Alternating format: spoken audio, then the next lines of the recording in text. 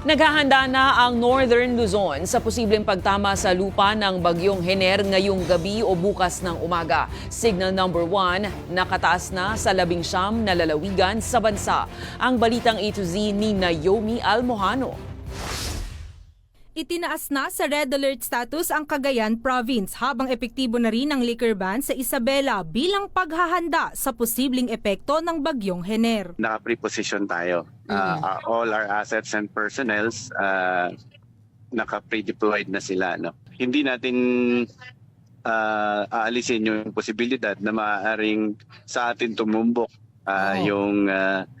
yung truck na to at maaari din itong mag-intensify. Ayon sa Weather Bureau Pag-asa, inaasahang maglandfall ang bagyo sa bahagi ng Isabela o kaya Aurora Province ngayong gabi hanggang Martes ng umaga. Bukas ng umaga o sa tanghali, inaasahan po ang sentro ng bagyong Hener ay nasa coastal waters ng La Union at ng Pangasinan. Nakataas na rin ang wind signal number 1 sa 19 na lalawigan sa bansa, karamihan sa North at Central Luzon, kasama rin ang hilagang bahagi ng Quezon Province.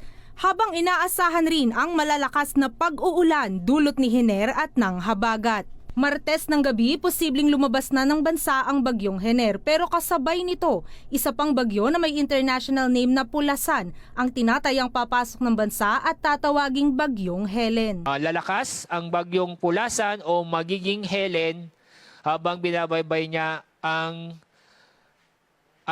karagatan at maaaring umabot sa severe tropical storm. Sa ngayon, umabot na sa 6 ang napaulat na nasawi bunsod ng pinagsamang epekto ng habagat, nagdaang bagyong Ferdy at bagyong Hener. Patuloy namang pinag-iingat ang lahat sa pagbaha o pagguho ng lupa, lalo na sa mabababang lugar at malapit sa ilog o dagat.